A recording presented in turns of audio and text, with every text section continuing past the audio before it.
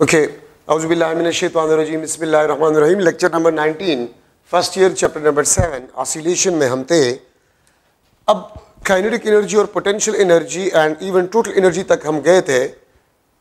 मैं यहाँ पर लिख रहा हूँ काइनेटिक एनर्जी आपके पास जो है half M omega square X not square minus X square, ठीक है। पोटेंशियल एनर्जी आपके पास जो है half M omega square X square, और टोटल एनर्जी आपके पास जो था ये half M omega square X not square आपके पास बन जाएगा, ठीक है। दिस इज पोटेंशियल एनर्जी, ये टोटल एनर्जी, ये आपके पास काइनेटिक एनर्जी के इक्वेशंस थे, ठीक है।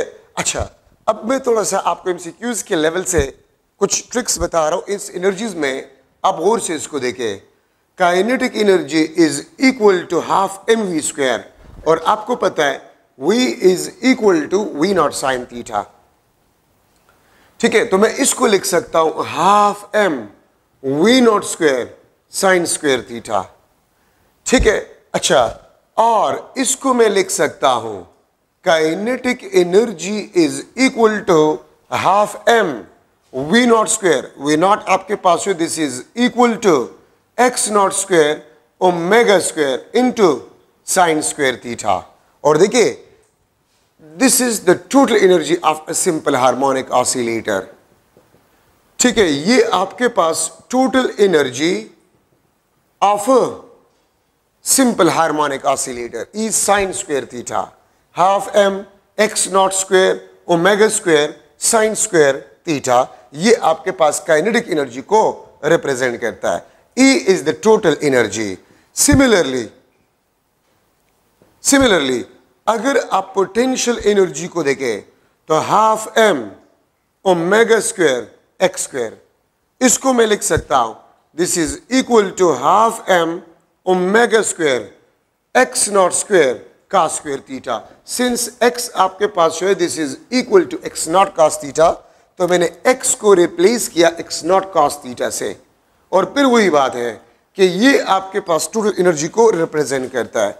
तो मैं लिख सकता हूं potential energy is equal to total energy into cos square theta. Kinetic energy में आप लोग देखें total energy sine square theta है, पोटेंशियल एनर्जी में आपके पास एनर्जी कॉस स्क्वायर थीटा है, ठीक है। ये टोटल एनर्जी को रिप्रेजेंट करता है, ठीक है, दोनों इक्वेशंस में आपके पास।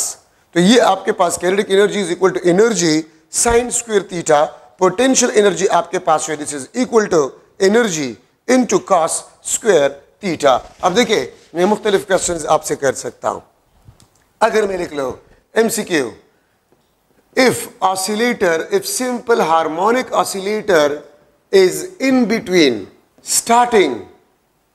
स्टार्टिंग एंड मीन पोजीशन, अगर ऑसिलेटर आपके पास है between starting and mean position हो, ठीक है, देन मैं आपसे पूछ सकता हूं थीटा क्या होगा, फेज एंगल आपके पास क्या होगा, इंस्टेंटेनियस टाइम आपके पास क्या होगा, ठीक है।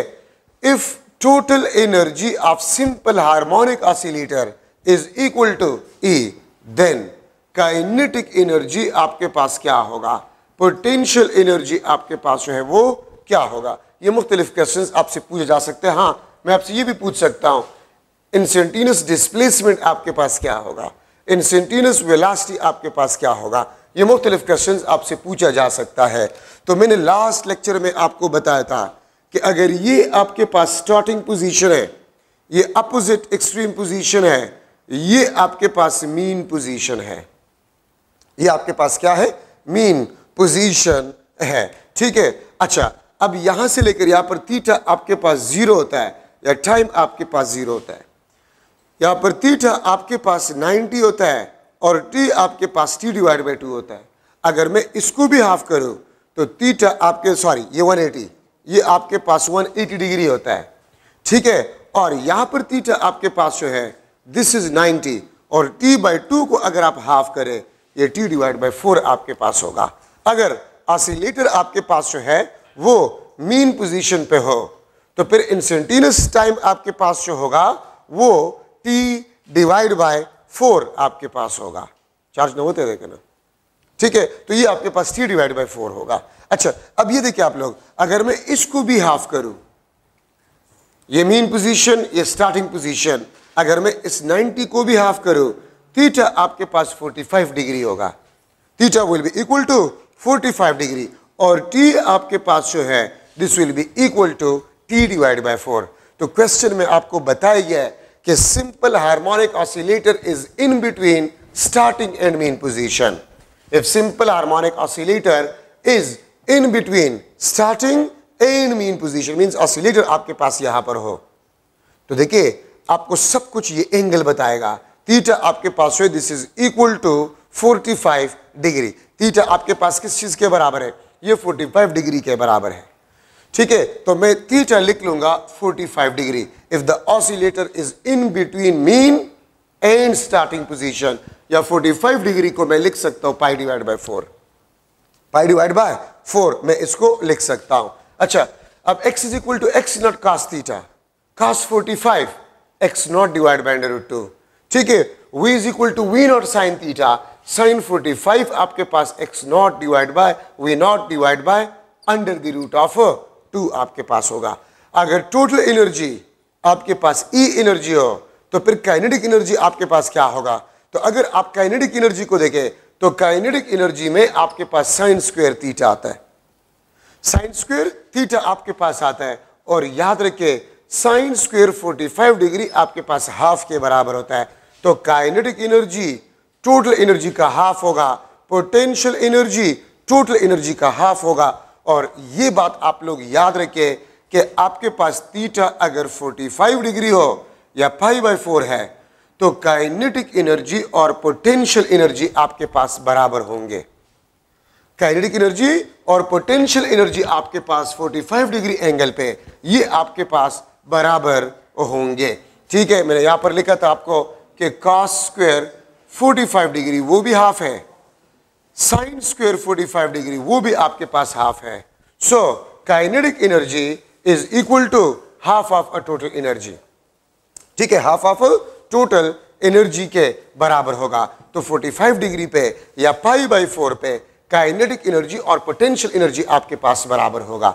अब देखिए टाइम हमने किस तरह मालूम करना है, टाइम हमने किस तरह मालूम करना है?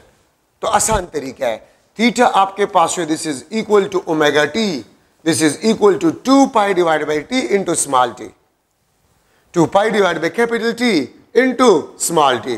थीटा आपके पास पाई डिवाइड बाय 4 है, यहां पर मैंने लिखा है।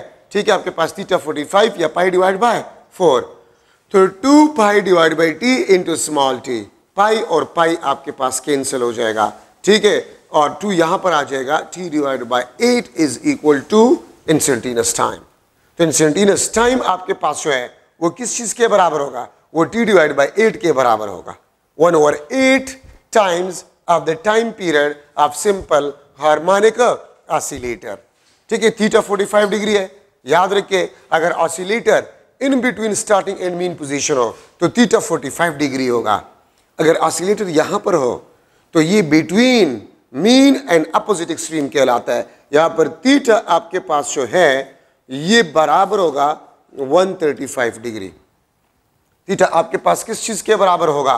ठीक है, 135 डिग्री के बराबर होगा।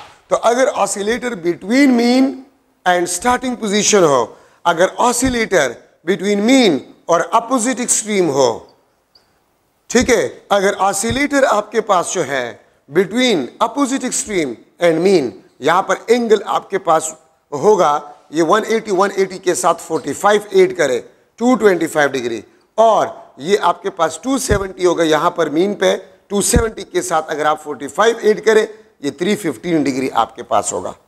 तो अगर ऑसिलेटर बिटवीन स्टार्टिंग और मीन हो, अगर oscillator between mean and opposite extreme हो, यहां पर अगर oscillator on a way back, जब वापस आएगा ऑसिलेटर तो फिर इसके साथ हम वे बैक लिखेंगे 180 डिग्री के बाद, 180 डिग्री के बाद हम जरूर लिखेंगे वे बैक। तो if the oscillator is on a way back between opposite extreme and mean, if the oscillator is on a way back between starting and mean, means यहां पर 315 डिग्री पे, तो याद रखिए इन 4 पॉइंट्स पे आपके पास काइनेटिक एनर्जी और पोटेंशियल एनर्जी बराबर होगा। 45, 135, 225 और ये आपके पास 315 डिग्री। ठीक है, तो इस पे आपके पास काइनेटिक एनर्जी और पोटेंशियल एनर्जी बराबर होंगे। ठीक है, बाकी किसी भी पॉइंट पे काइनेटिक एनर्जी और पोटेंशियल एनर्जी बराबर नहीं होंगे। तो अगर आपसे कोई पूछे कि एक ऑसिलेशन में कितनी दफा काइनेटिक एनर्जी और पोटेंशियल एनर्जी बराबर होंगे, तो एक ऑसिलेशन में 4 दफा काइनेटिक एनर्जी और पोटेंशियल एनर्जी बराबर होते हैं। ठीक है, इस पोजीशन पे, इस पोजीशन पे, इस पोजीशन पे और इस पोजीशन पे। ठीक है, यहां पर जो टाइम आपके पास है ये t डिवाइड बाई 8 है, ये आपके पास 2t बाई 8, ये 3t डिवाइड बाई 8 है, ये 4t बाई 8 है, ये आपके पास 5t डिवाइड बाई 8, ये 6t बाई 8, ये आपके पास 7t डिवाइड बाई 8। तो t बाई 8 पे, 3t बाई 8 पे, 5t बाई 8 पे और 7t डिवाइड बाई 8 पे आपके पास काइनेटिक एनर्जी और पोटेंशियल एनर्जी बराबर होते हैं। ठीक है, ये मैं आपको बता रहा हूं बिटवीन स्टार्टिंग एंड मीन, ये पॉइंट। और अगर यहां पर है on away break between mean and starting, on away break between mean and starting position आपके पास ये होगा। अच्छा, अब अगर मैं एक और एमसीक्यू लिख लो, if velocity is equal to half of the maximum velocity, if velocity आपके पास जो है this is equal to half of a maximum velocity, half of a maximum velocity, then मैं आपसे पूछ सकता हूं x क्या होगा, फेज डिफरेंस क्या होगा, इंस्टेंटेनियस टाइम क्या होगा। If total energy is equal to E, total energy आपके पास E है, तो काइनेटिक एनर्जी आपके पास क्या होगा, पोटेंशियल एनर्जी आपके पास क्या होगा। ये मुख्तलिफ क्वेश्चंस आपसे पूछे जा सकते हैं। ठीक है, तो देखिए सिंपल, यहां से आपको तमाम क्वेश्चंस के आंसर मिलेंगे। V आपके पास किस चीज के बराबर है, V not sine theta, V is equal to V not into sine theta. ठीक है, अगर थीटा आपके पास, देखिए मैं थीटा क्या रख लूं कि साइन थीटा आपको हाफ रिजल्ट दे, क्योंकि यहां पर हाफ है, तो याद रखिए थीटा आपके पास 30 डिग्री, और 30 डिग्री का मतलब आपके पास होते पाई बाई 6, पाई बाई 6। तो याद रखिए if the velocity of simple harmonic oscillator is half of the maximum velocity, then the phase angle will be equal to 30 degree या पाई बाई 6। देखिए ना, v is equal to V not divide by 2, इसमें it mean sine theta नहीं है, it means sine theta आपके पास नहीं है। तो साइन थीटा किस एंगल पे आपको हाफ वैल्यू देता है, 30 डिग्री पे या पाई डिवाइड बाई 6 पे आपको ये हाफ वैल्यू देता है। तो देखिए अब x is equal to x not cos theta है, तो मैं अब cos थीटा को लिखूंगा cos 30, और cos 30 आपके पास जो है वो किस चीज के बराबर है, cos 30 आपके पास बराबर है under the root of 3 divide by 2 times of x not, under root 3 divide by 2 times of x not, या 0.86 times of x not, 0.86 times of x not के बराबर आपके पास होगा। ठीक है, अच्छा इंस्टेंटेनियस टाइम मालूम करना है, तो मैंने आपको बताया था कि थीटा आपके पास 2 pi divide by capital T into small t, theta क्या है पाई बाई 6 है, 2 pi divide by capital T into small t, pi pi cancel, t आपके पास बन गया capital T divide bye 12, capital T divide bye 12। ठीक है, ये आपके पास इंस्टेंटेनियस टाइम आ जाएगा, ये आपके पास T डिवाइड बाय 12। ठीक है, अच्छा काइनेटिक एनर्जी में मैंने कुछ देर पहले आपको बताया था कि kinetic energy is equal to total energy into sine square theta. अगर आपसे बोल रहा है कि काइनेटिक एनर्जी में साइन स्क्वायर थीटा होगा कि कॉस स्क्वायर थीटा होगा, तो इसका आसान तरीका है, काइनेटिक एनर्जी में वेलोसिटी होता है और वेलोसिटी में साइन है, तो इसलिए इसमें साइन स्क्वायर थीटा होगा। Potential energy is equal to E into cos square theta. Potential energy आपके पास जो है this is equal to E into cos square theta. तो साइन स्क्वायर थीटा किस चीज के बराबर होता है आपके पास, साइन स्क्वायर थीटा आपके पास जो है, अगर आप थीटा पुट कर ले तो साइन स्क्वायर 30 आपके पास 1/4 के बराबर है, तो काइनेटिक एनर्जी आपके पास E डिवाइड बाय 4 होगा। ठीक है, और पोटेंशियल एनर्जी आपके पास 3E डिवाइड बाय 4 होगा, क्योंकि कॉस स्क्वायर 30 3E बाय 4 होता है, साइन स्क्वायर 30 वो E डिवाइड बाय 4 होता है। ठीक है, तो तमाम क्वेश्चंस के आंसर जो है वो आपको मिल गए। अगर मैं आपसे पूछूं कि एक ऑसिलेशन में काइनेटिक एनर्जी और पोटेंशियल एनर्जी कितनी दफा बराबर है, 4 दफा। अगर मैं आपसे पूछूं कि एक ऑसिलेशन में काइनेटिक एनर्जी और पोटेंशियल एनर्जी कितनी दफा मैक्सिमम है, तो 2 दफा काइनेटिक एनर्जी और पोटेंशियल एनर्जी एक ऑसिलेशन में मैक्सिमम होता है। ठीक है, तो ये आपके पास जो है इंपॉर्टेंट डिस्कशन है इन अ सिंपल हार्मोनिक मोशन। ठीक है, और मैं फिर आपको थोड़ा सा बताता चलूं, ये लास्ट में फिर मैं एक्सप्लेन कर रहा हूं, अगर किसी को समझ नहीं आया तो दोबारा मैं कह रहा हूं। ए प्राइम दिस इज ए, ये मीन, ये आपके पास मीन। आप एक ऑसिलेशन को 2 हाफ में डिवाइड कर सकते हैं। ये हाफ ऑसिलेशन, तो हाफ ऑसिलेशन का टाइम क्या होगा, t/2। t/2 को हाफ करें, ठीक है, t/4 ये इंस्टेंटेनियस टाइम होगा। आप 4 इक्वल पार्ट्स में भी इसको डिवाइड कर सकते हैं। ये t/4, ये 2t/4, ये आपके पास 3t/4, ये आपके पास 4t/4। ठीक है, अच्छा मैं इसको फर्दर और भी हाफ कर सकता हूं। ये t/8, ये 2t/8, ये 3t/8, ये आपके पास 4t/8, ये आपके पास 7t/8, ये आपके पास 8t/8, ये 4t/8 आपके पास बना, ये 5t/8, ये आपके पास 6t/8, ये 7t/8, ये आपके पास 8t/8। तो आप एक ऑसिलेशन को 2, 4, 8, 16, 32, 64 इक्वल पार्ट्स में डिवाइड कर सकते हैं। ये वाला point between starting and mean, ये वाला point between mean and opposite extreme, ये वाला पॉइंट ऑन अवे बैक 180 के बाद या हाफ ऑसिलेशन के बाद on away back between mean and opposite extreme, ये point on away back between mean and starting position. ठीक है, तो इसको मैंने लास्ट में दोबारा आपके लिए थोड़ा सा डिस्कस किया। ठीक है, अगर किसी को समझना है तो मैं यहां पर लिख लूंगा वही बात दोबारा। x is equal to x not cos theta, y is equal to v not sin theta. Kinetic energy आपके पास total energy sin square theta, potential energy आपके पास E into cos square theta. ये आपके पास जो है इंपॉर्टेंट इक्वेशंस है और सारा कमाल थीटा में आपके पास है। अगर फेज एंगल का आपको पता चल जाए तो किसी भी क्वेश्चन का आंसर आप आसानी से बता सकते हैं। ठीक है, अच्छा अब यहां पर हम डिस्कस कर रहे हैं मास स्प्रिंग सिस्टम। मास स्प्रिंग सिस्टम, ठीक है, अगर आप मास अटैच करें विद स्प्रिंग, अगर आप मास अटैच करें विद अ स्प्रिंग, ठीक है, और इसको आप एक्सटेंड करें और फिर छोड़ ले, it will start oscillation, it will start oscillation. Mass spring system में याद रखिए जो नेट फोर्स होता है वो आपके पास रिस्टोरिंग फोर्स होता है, और if there is a net force there will be acceleration. Restoring force minus k x, ये आपके पास minus k divide by m into x, ठीक है, और के भी कांस्टेंट है, एम भी आपके पास कांस्टेंट है। A is directly proportional to minus x. Acceleration is directly proportional to the displacement and acceleration is always directed towards the mean position.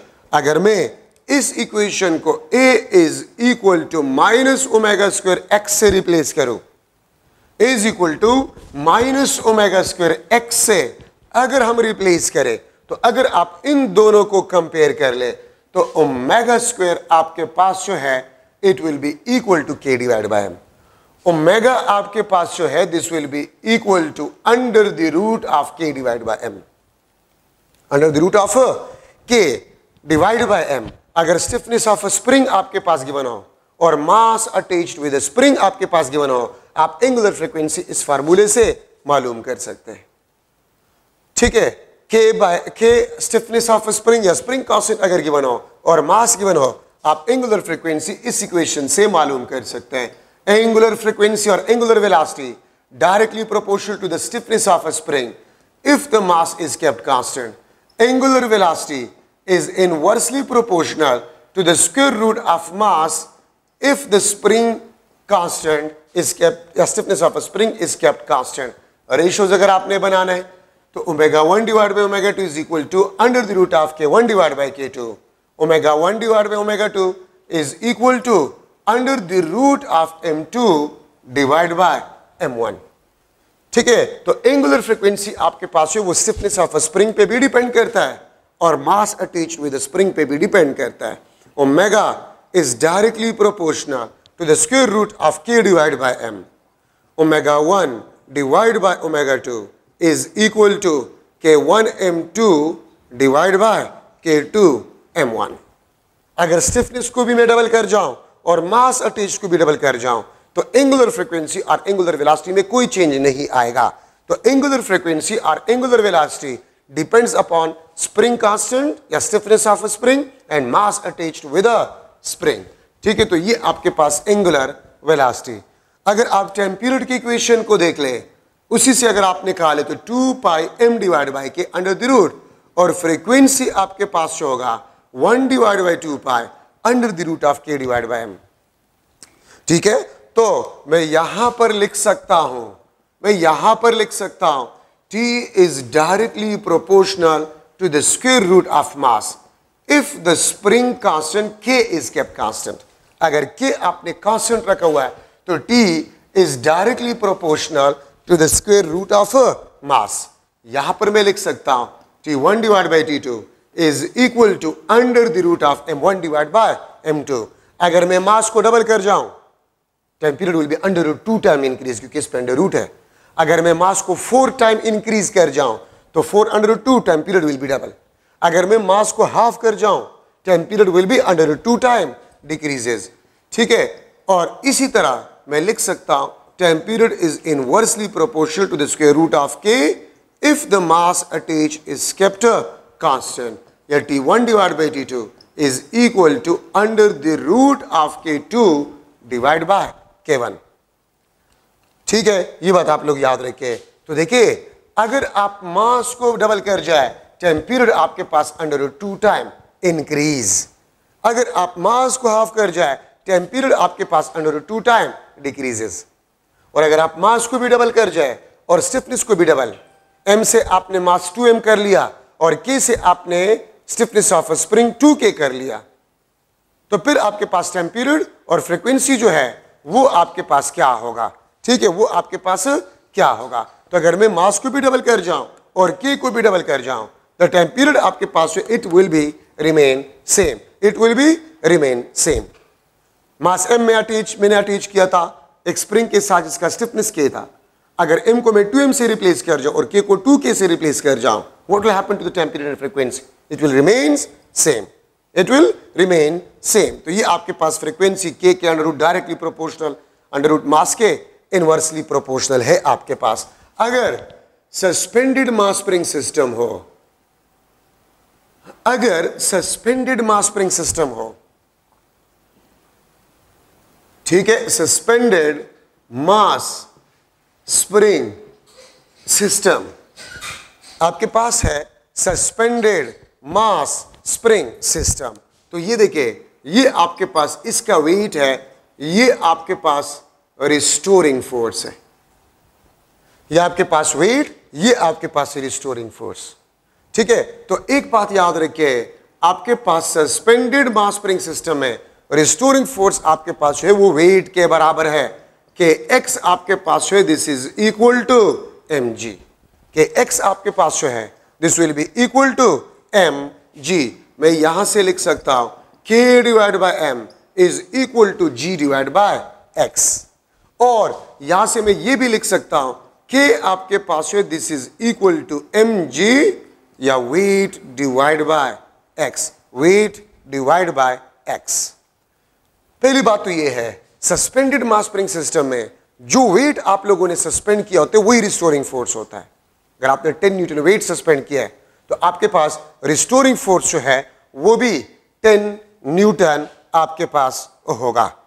ठीक है, और अगर आपने 20 न्यूटन वेट को सस्पेंड किया है, 20 न्यूटन वेट को अगर आप लोगों ने सस्पेंड किया है तो रिस्टोरिंग फोर्स आपके पास 20 न्यूटन होगा। ठीक है, तो restoring force is equal to weight. ठीक है, अच्छा, अगर आपको यह बताया गया हो कि वेट W सस्पेंडेड है विद स्प्रिंग और उसने 1 सेंटीमीटर एक्सटेंशन प्रोड्यूस किया, what will be the spring constant? तो वेट को आप एक्सटेंशन प्रोड्यूस पे डिवाइड करें। अगर आपने 20 न्यूटन वेट सस्पेंड किया और extension produces in a spring is 1 centimetre, what will be the stiffness of a spring? तो अगर वेट 10 न्यूटन है, एक्सटेंशन 1 सेंटीमीटर, तो सेंटीमीटर को आपने मीटर में कन्वर्ट करना होगा। ये आपको स्टिफनेस ऑफ अ स्प्रिंग देगा। ऐसा ना हो कि आप इसको न्यूटन में लें और इसको सेंटीमीटर में। न्यूटन स्टैंडर्ड सिस्टम में होता है, सेंटीमीटर सीजीएस में, तो आपने सेंटीमीटर को मीटर में कन्वर्ट करना होगा। ये आपको स्प्रिंग कांस्टेंट देगा। और याद रखिए K डिवाइड बाय M और G डिवाइड बाय X ये आपके पास जो है बराबर होता है। तो देखिए K divide by M, K by M को मैं रिप्लेस कर लूंगा 1 divide by 2 pi under the root of K by M, तो मैं इसको रिप्लेस कर लूंगा G डिवाइड बाय X से, और टाइम पीरियड आपके पास होगा 2 pi under the root of X divide by G। T is equal to 2 pi under the root of X divide by G। तो ये आपके पास सस्पेंडेड मास स्प्रिंग सिस्टम की इक्वेशंस है। अगर आप लोग उसे भूल रहे तो सिंपल पेंडुलम की इक्वेशंस आपको याद होंगे। Time period is equal to 2 pi under root L by G, तो L के बजाय X है, और X में फिर बता रहा हूं एक्सटेंशन प्रोड्यूसेस इन अ स्प्रिंग, एक्सटेंशन प्रोड्यूसेस इन अ स्प्रिंग। तो ये आपके पास X बाई G, ये सस्पेंडेड मास स्प्रिंग सिस्टम के आपके पास जो है इक्वेशंस है। यहां से देखिए K by M is equal to G by X, अगर आप इसको उल्टा करें M बाई K, ये आपके पास X डिवाइड बाय G होगा। M डिवाइड बाय K अगर आप करें, ये आपके पास होगा X डिवाइड बाय G। तो ये भी आपके पास टाइम पीरियड और फ्रीक्वेंसी के इक्वेशंस है। ठीक है, मास स्प्रिंग सिस्टम में एक चीज आप लोगों ने देख लिया कि टाइम पीरियड और फ्रीक्वेंसी वो एम्पलीट्यूड से इंडिपेंडेंट होता है। ठीक है, इक्वेशन M बाय K और K बाय M जो है उस इक्वेशन में एम्पलीट्यूड से आपके पास इंडिपेंडेंट होता है, सिर्फ मास और स्टिफनेस ऑफ स्प्रिंग पे ये डिपेंड करता है। ठीक है, अच्छा अब यहां पर एक इंपॉर्टेंट कंसेप्ट मैं डिस्कस कर रहा हूं।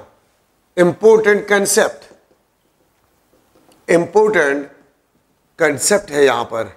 अक्सर आपने मुख्तलिफ बुक्स में देखे होंगे कि एक स्प्रिंग था जिसका लेंथ L था, ठीक है, उसके साथ हमने मास M अटैच किया, टाइम पीरियड T था और फ्रीक्वेंसी F था। अगर मैं उस स्प्रिंग को 2 इक्वल हिस्सों में तकसीम करूं और एक हिस्से के साथ मैं सेम मास अटैच करूं, what will be the time period and frequency? अगर एक स्प्रिंग को मैं 4 इक्वल हिस्सों में तकसीम करूं और एक हिस्से के साथ मैं सेम मास अटैच करूं, सेम मास, एक हिस्से के साथ मैं सेम मास अटैच करूं, what will be the time period and frequency? Time period और फ्रीक्वेंसी आपके पास क्या होगा? इस किस्म की क्वेश्चंस आते हैं, उसका मैं आपको आसान तरीका बता रहा हूं। इंपॉर्टेंट कंसेप्ट, ठीक है, और इंपॉर्टेंट कंसेप्ट में एक बात याद रखिए, stiffness of a spring, this is inversely proportional to the length of a spring. Stiffness of a spring is inversely proportional to the length of a spring. ठीक है, तो अगर आपके पास एक स्प्रिंग हो, उसका लेंथ L हो, स्टिफनेस K हो, अगर मैं उस स्प्रिंग को 2 इक्वल हिस्सों में तकसीम करूं, 2 इक्वल हिस्सों में, तो एक पार्ट का लेंथ क्या होगा? L by 2। लेंथ एक पार्ट का हाफ हो जाएगा, तो एक पार्ट का स्टिफनेस 2K, डबल हो जाएगा आपके पास। एक स्प्रिंग था, उसका लेंथ L था, स्टिफनेस K था, अगर उस स्प्रिंग को मैं 3 इक्वल हिस्सों में तकसीम करूं, 3 इक्वल हिस्सों में, तो एक पार्ट का स्टिफनेस L बाई 3, एक हिस्से का लेंथ L बाई 3, स्टिफनेस आपके पास 3K होगा। स्टिफनेस आपके पास क्या होगा? 3K होगा। अगर मैं एक स्प्रिंग को 4 इक्वल हिस्सों में तकसीम करूं, तो एक पार्ट का लेंथ क्या होगा? L by 4, stiffness 4 time increase. अगर एक स्प्रिंग था, उसका लेंथ L था, स्टिफनेस K था, उसको मैंने 9 इक्वल पार्ट्स में डिवाइड किया, 9 इक्वल पार्ट्स में, तो एक पार्ट का स्टिफनेस क्या होगा? एक पार्ट का stiffness 9K। Length 9 time decrease, stiffness will B 9 time increase. अगर लेंथ को मैं डबल कर जाऊं, stiffness will be half. Length को मैं 10 टाइम इंक्रीज, स्टिफनेस आपके पास 10 टाइम डिक्रीज हो जाएगा। ठीक है, तो K is inversely proportional to length of a spring. अब मैं लिख सकता हूं, आपको पता है कि T is inversely proportional to the square root of K, तो मैं लिख सकता हूं T is directly proportional to the square root of L, और फ्रीक्वेंसी आपके पास जो है, this is inversely proportional to the square root of L। ये आपके पास ट्रिक है इस किस्म के क्वेश्चंस का। ठीक है, अब मैं अगर क्वेश्चन रिपीट करूं, स्प्रिंग था, उसका लेंथ L था, उसके साथ हमने मास M अटैच किया था, टाइम पीरियड T था और फ्रीक्वेंसी F था। टाइम पीरियड T था और फ्रीक्वेंसी आपके पास F था। अगर मैं उस स्प्रिंग को दो इक्वल पार्ट्स में डिवाइड करूं और हाफ के साथ मैं सेम मास अटैच करूं, what is the time period and frequency? तो अगर आपने दो इक्वल पार्ट्स में डिवाइड किया तो एक पार्ट का लेंथ क्या होगा? हाफ होगा ना। Time period √2 time decrease, frequency will B √2 time increase. एक स्प्रिंग था जिसका लेंथ L था, उसके साथ हमने मास M अटैच किया था, टाइम पीरियड T था और फ्रीक्वेंसी आपके पास F था। अगर उस स्प्रिंग को मैं 4 इक्वल हिस्सों में तकसीम करूं, स्प्रिंग को 4 इक्वल हिस्सों में मैं तकसीम करूं और एक हिस्से के साथ मैं सेम मास अटैच करूं, एक हिस्से के साथ मैं सेम मास अटैच करूं, what will happen to the time period and frequency? तो लेंथ 4 टाइम डिक्रीज। तो 4 का अंडर रूट क्या होता है? 2। तो length 4 time decrease, L/4, L/4 under root means 2। ठीक है, तो आपके पास जो है टाइम पीरियड हाफ हो जाएगा, फ्रीक्वेंसी विल बी डबल। एक स्प्रिंग था, उसका लेंथ L था, टाइम पीरियड T था, मास M हमने अटैच किया था, टाइम पीरियड T था और फ्रीक्वेंसी F था। अगर उस स्प्रिंग को हमने 16 इक्वल पार्ट्स में डिवाइड किया, 16 इक्वल पार्ट्स में, और एक पार्ट के साथ हमने सेम मास अटैच किया, तो देखिए 16 पार्ट्स, तो एक पार्ट का लेंथ L/16 और इस पे अंडर रूट है, तो 16 under root 4, time period 4 time decrease, frequency 4 time increase. Same mass अगर अटैच हो, अगर मास भी आपको चेंज दिया गया है, ठीक है, तो फिर मैं लिख सकता हूं T is directly proportional to the square root of Lm and frequency आपके पास जो है this is inversely proportional to the square root of Lm। It is directly proportional to the square root of Lm. Frequency is inversely proportional to the square root of Lm. अब इसमें किस तरह questions बनते हैं? एक spring था जिसका length L था और मास M हमने अटैच किया, टाइम पीरियड T था, फ्रीक्वेंसी आपके पास F था। अगर मैं स्प्रिंग को दो इक्वल हिस्सों में तकसीम करूं, और एक पार्ट के साथ मैं अब हाफ मास अटैच करूं, मतलब मास भी आपके पास हाफ, लेंथ भी आपके पास हाफ, ठीक है, अंडर रूट 2 2 4 और 4 under root 2, time period half हो जाएगा, फ्रीक्वेंसी विल बी डबल। अगर मैं इस तरह लिख लो कि स्प्रिंग था, उसका लेंथ L था, मास M हमने अटैच किया था, टाइम पीरियड T था और फ्रीक्वेंसी F था। अगर मैं स्प्रिंग को दो इक्वल हिस्सों में तकसीम करूं, दो इक्वल हिस्सों में तकसीम करूं और एक हिस्से के साथ मैं 2m मास अटैच करूं, पहले m था अब 2m था, तो L/2 और एक पार्ट के साथ 2m, 2 cancel, it means time period और frequency will be remain same.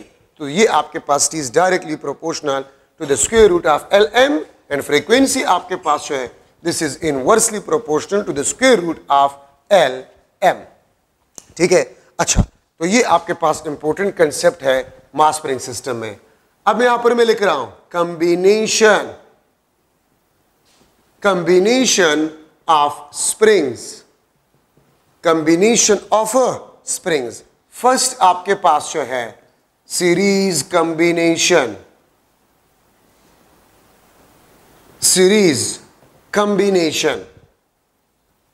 ठीक है, सीरीज कॉम्बिनेशन में आपके पास जो था, ये आपके पास स्टिफनेस K1 था, ये आपके पास स्टिफनेस क्या था?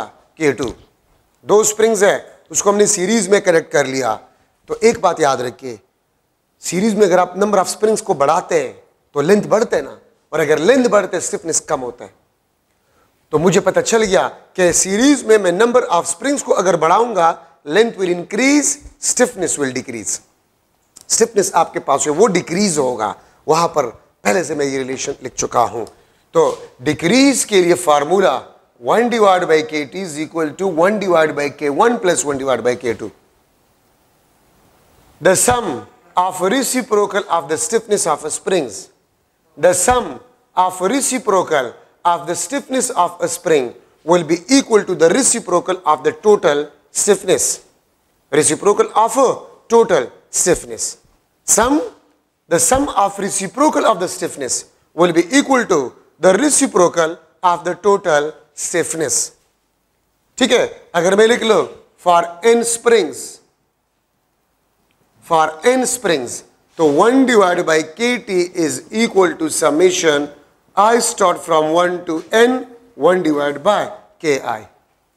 और अगर मैं लिख लो for n same springs,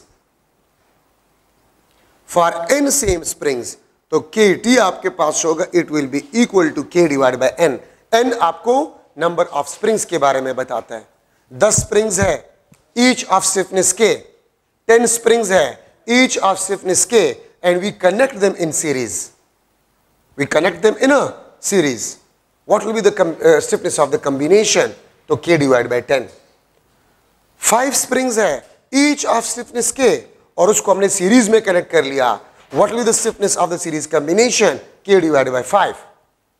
k divided by 5 आपके पास होगा। ठीक है, तो ये आपको टोटल स्टिफनेस के बारे में बताएगा। kt is equal to k divided by n। तो ये इन सेम स्प्रिंग्स के लिए कॉम्बिनेशन, और अगर डिफरेंट हो तो फिर वो फार्मूला। और इसका मतलब ये है कि सीरीज कॉम्बिनेशन में स्टिफनेस डिक्रीज होगा अगर नंबर ऑफ स्प्रिंग्स आपके पास इंक्रीज होगा। ठीक है, और क्यों? नंबर ऑफ स्प्रिंग्स आप बढ़ाते तो लेंथ बढ़ते, अगर लेंथ बढ़ते स्टिफनेस कम होगा। तो जो फार्मूला आपने पैरेलल कॉम्बिनेशन ऑफ रेजिस्टेंस में पढ़ा है टोटल रेजिस्टेंस को मालूम करने के लिए, उसी तरह रेसिप्रोकल वाला फार्मूला आप सीरीज कॉम्बिनेशन ऑफ स्प्रिंग्स के लिए इस्तेमाल करेंगे।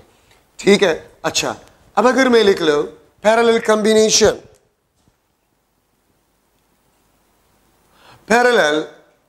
कॉम्बिनेशन, अगर आप 2 या 2 से ज्यादा स्प्रिंग्स को आप पैरेलल में लगा लें, ये आपके पास स्टिफनेस K1, ये आपके पास स्टिफनेस जो है दिस इज अ K2, ये आपके पास K1, ये आपके पास K2। ठीक है, अगर पैरेलल में आप इसको कनेक्ट करें तो याद रखिए स्टिफनेस इंक्रीज होगा। पैरेलल कॉम्बिनेशन में the sum of the stiffness of all the springs will be equal to the total stiffness. अगर मैं लिख लो फॉर n स्प्रिंग्स kt आपके पास होगा summation I start from 1 to n, ये आपके पास ki होगा। ठीक है, और अगर मैं लिख लो फॉर n सेम स्प्रिंग्स, अगर n सेम स्प्रिंग्स हो तो kt आपके पास होगा it will be equal to nk। तो पैरेलल कॉम्बिनेशन में स्टिफनेस इंक्रीज होगा, सीरीज कॉम्बिनेशन में stiffness will be decreases. 10 springs है, each of stiffness k, we connect them in parallel, what will be the stiffness of the combination? तो 10k, और अगर series में तो k by 10। ये आपके पास पैरेलल कॉम्बिनेशन ऑफ स्प्रिंग्स, और पैरेलल कॉम्बिनेशन में the sum of stiffness of springs will be equal to the total stiffness of the combination. ठीक है, अब देखिए मैं अगर इस पे एक MCQ बना लूं कि mass m attached with a spring of stiffness k। ठीक है, mass m attached with a spring of stiffness k, time period and frequency is d and f। If spring cut into two equal parts,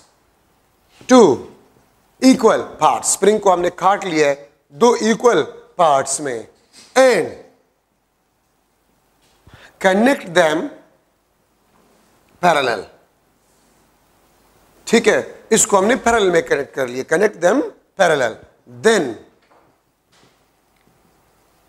time period and frequency will be dash. Time period और frequency आपके पास जो है वो क्या होगा? ठीक है, तो ए ऑप्शन आपके पास जो है टाइम पीरियड और फ्रीक्वेंसी आपके पास क्या होगा? TF, B option T/2 2F, C option T/4 4F, D option आपके पास जो है that is 4T into F divide by 4। ये आपके पास मुख्तलिफ ऑप्शंस है। ठीक है, मास m हमने अटैच किया with spring of stiffness k, time period आपके पास t and frequency is f. If spring cut into two equal parts and connect them parallel, then time period and frequency will be dash. अब देखिए, अगर आपने spring को दो हिस्सों में काट ली, ये आपके पास स्प्रिंग था, ये स्प्रिंग था, इसका स्टिफनेस k था, अगर इसको आपने दो इक्वल हिस्सों में तकसीम किया, इस एक पार्ट का स्टिफनेस 2k, इस पार्ट का 2k, और टोटल स्टिफनेस क्या बन जाएगा 4k आपके पास बन जाएगा. ठीक है, 2k इसका स्टिफनेस होगा, 2k आपके पास इसका होगा, तो 2k plus 2k total stiffness आपके पास 4k बन जाएगा. मैं फिर रिपीट कर रहा हूं, स्प्रिंग था, उसका लेंथ l था, स्टिफनेस k था, और हमने मास m अटैच किया था, टाइम पीरियड t था एंड फ्रीक्वेंसी f था. अगर स्प्रिंग को हम दो इक्वल हिस्सों में तकसीम करें और उन दोनों को हम पैरेलल में कनेक्ट करें, तो अगर दो इक्वल हिस्सों में तकसीम करें तो एक का स्टिफनेस 2k होगा, तो 2k एक का, 2k दूसरे का, तो स्टिफनेस आपके पास क्या बन जाएगा 4k आपके पास बन जाएगा. इसका मतलब स्टिफनेस 4 टाइम इंक्रीज, तो आपने पढ़ा है T is inversely proportional square root of k. ठीक है, तो स्टिफनेस अगर 4 टाइम इंक्रीज, टाइम पीरियड आपके पास half and frequency will be double. Time period आपके पास क्या हो जाएगा हाफ हो जाएगा, और फ्रीक्वेंसी आपके पास है वो डबल हो जाएगा. ठीक है, तो t डिवाइड बाई 2 और ये आपके पास बन जाएगा 2f. ये आपके पास पैरेलल कॉम्बिनेशन में एक एमसीक्यू आपके पास बन गया. और देखिए, अगर मैं इस पैरेलल को चेंज करूं, अगर मैं इस पैरेलल को चेंज करूं और इसको मैं सीरीज लूं, सीरीज, तो फिर ये आंसर नहीं होगा. फिर कौन सा आंसर होगा? तो अगर स्प्रिंग को आपने दो हिस्सों में तकसीम किया और फिर आपने उसको सीरीज में लगा लिया, तो वही स्प्रिंग बनाना, फिर आपके पास ये आंसर होगा सीरीज में. स्प्रिंग को आपने दो हिस्से में तकसीम किया और फिर आपने सीरीज में लगा लिया, तो वही स्प्रिंग है ना. Time period and frequency will be remain same. आपके पास टाइम पीरियड और फ्रीक्वेंसी सेम होगा. अगर मैं यही क्वेश्चन करूं 3 इक्वल पार्ट्स में अगर आप डिवाइड करें, तो 3 इक्वल पार्ट्स में और फिर पैरेलल में लगा लें, तो हर एक पार्ट का स्टिफनेस 3k होगा. तो 3k plus 3k plus 3k 9k stiffness होगा.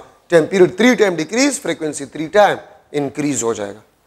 ठीक है, so these are some model MCQ in the mass spring system. ये मास स्प्रिंग सिस्टम में आपके पास जो है ये मॉडल एमसीक्यू बन गए.